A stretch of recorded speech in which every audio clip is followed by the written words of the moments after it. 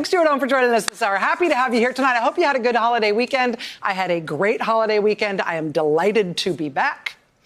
It's hard to believe now, looking back at it, but I kid you not, if you look back in history, you will confirm that Ted Cruz actually won the first one. Yes, that Ted Cruz. He won the first contest in the Republican presidential primary in 2016. He barely won the Iowa caucuses. But then in very quick succession, the next three contests all went to the same guy. After Iowa, it was New Hampshire. New Hampshire was won by Donald Trump by a lot. Then the next one up was South Carolina. That was also won by Donald Trump by a lot. Then the next one up was Nevada. That was also won by Donald Trump by a lot, by a mile. And so, yeah, you look back at the history of that primary. Ted Cruz did strike first in Iowa, but Trump basically started running the table immediately thereafter. And other candidates started dropping out of the race very quickly.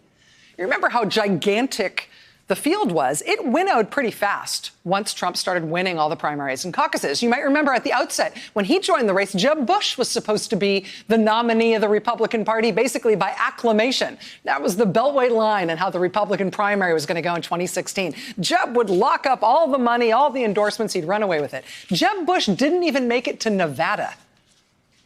He competed in Iowa, lost. New Hampshire, lost. South Carolina, lost. And he dropped out after South Carolina on February 20th, 2016. By late February 2016, in the nominating contest that year, candidate Donald Trump really was just running away with the primary. But it's interesting. The endorsements didn't really follow. I mean, he even after he won New Hampshire, right, came close in Iowa, then he won New Hampshire, then he won South Carolina, then he won Nevada, and it was by these increasingly large margins. Still, by that point in the race, by February 2016, by the time he won Nevada, Trump had zero endorsements from any Republican serving in Congress. No Republican in Washington endorsed Donald Trump for president until quite late into the process, when he was already way ahead toward winning the nomination. That made it a big deal for him and his campaign when those first endorsements finally belatedly arrived.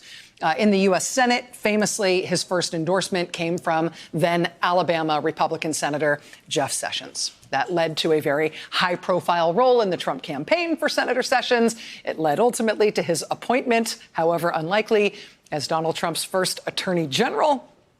We all know how that worked out. Jeff Sessions will forever be like a sad children's book fable about how Donald Trump spells loyalty. That's how we repaid Jeff Sessions. But even though the Jeff Sessions endorsement for Trump kind of looms large in history because it was the first Senate endorsement and because of how pear-shaped that all went in the Trump-Sessions relationship, Jeff Sessions wasn't actually the first overall from Congress. Candidate Trump's first endorsements in 2016 from Republicans serving in Congress came a few days before the Sessions endorsement from the Senate. Earlier that same week, the day after Trump won the Nevada caucuses, Trump actually got his first two congressional endorsements from these two Republican members of the House.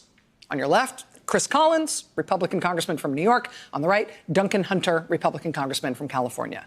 Those were the first two Republican members of Congress to be willing to go out on a limb and give their support to Donald Trump as a presidential candidate in February of 2016. And those two first Trump endorsers have gone on to be famous in the Trump era for their own stuff. In early August last year, Congressman Collins was arrested and charged with 8 felony counts, all related to an insider trading scheme.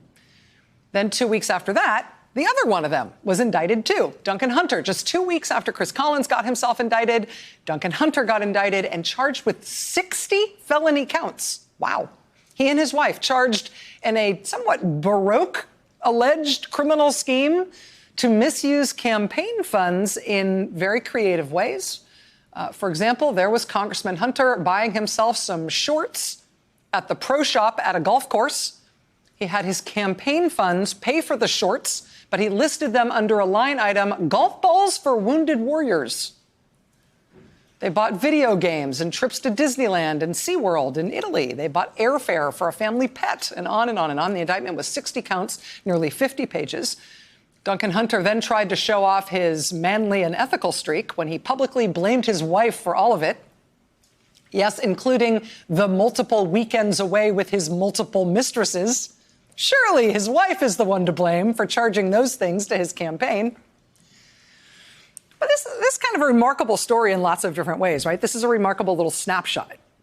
I mean, first, there's just this indelible fact about the rise of the, Trump era, the rise of Donald Trump in the Republican Party. Right? The first two endorsers he got from the Republican Party in Congress are members of Congress who were both soon to be charged with multiple felonies.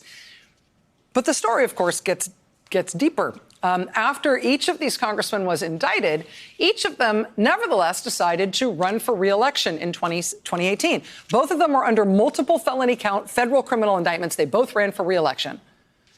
Apparently, by the fall of 2018, a multiple count felony indictment was no barrier to a Republican's electoral dreams.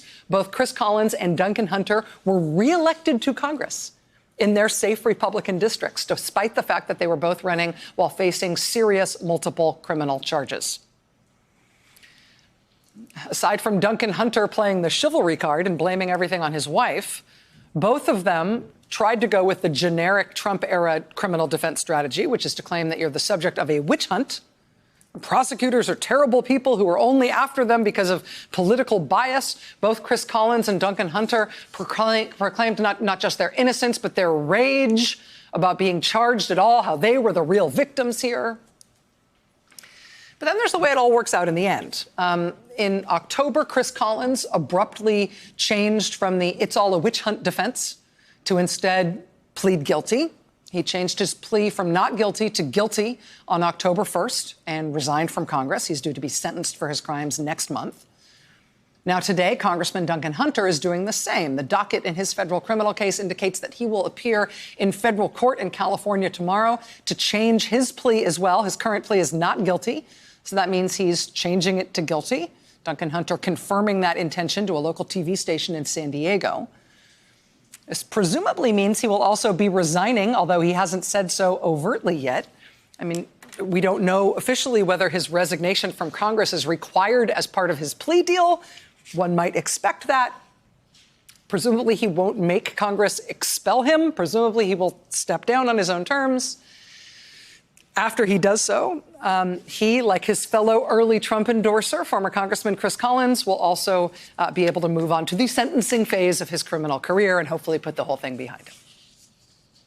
But as Congressman Chris Collins and Congressman Duncan Hunter leave Congress to spend more time with their soon-to-be cellmates, what we're all left with are two things that I think are a little bit sort of harder to grapple with than corrupt and now convicted members of Congress who are going to jail. I mean, in political terms, we are left with this awkward evidence of what Republican voters are looking for in a candidate right now. Right? I mean, this is an indelible thing. Heavily Republican districts easily reelected both of these men to Congress, despite the criminal charges they were actively facing. Right? They're both now pleading guilty to and likely to go to prison for those criminal charges.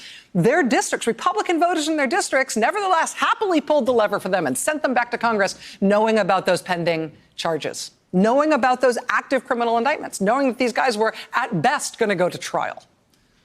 I mean, it's right. I look forward to the smart Beltway pundit effort to get people to factor that into how various candidates should try to appeal to the Republican electorate in this next election. Look what the Republican electorate in San Diego and in upstate New York decided when they were confronted with members of Congress who were under indictment and facing trial, who've now pled guilty and are going to jail. I mean, what do you advise people how to compete with that sort of electorate, with those sort of values from Republican voters right now? I mean, have you considered doing a sort of mock-up mugshot of yourself? Do you want to open a legal defense fund now and brag about it? Would you consider wearing sort of a fake ankle bracelet on the trail so you can rail against how the deep state is after you?